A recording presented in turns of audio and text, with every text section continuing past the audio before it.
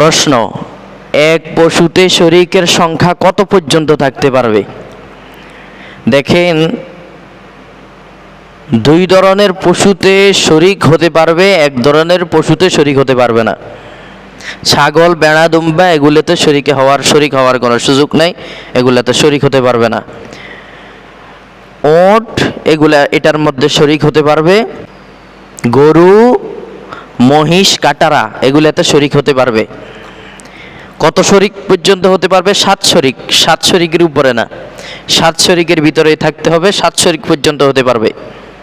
এখন অনেকের মধ্যে প্রশ্ন মনে হয়, যেহেতু 7 বলছে বেজোর, তাহলে যদি সংখ্যা হয় তাহলে 1, 3, 5, 7 এমন মনে হয় হতে হবে।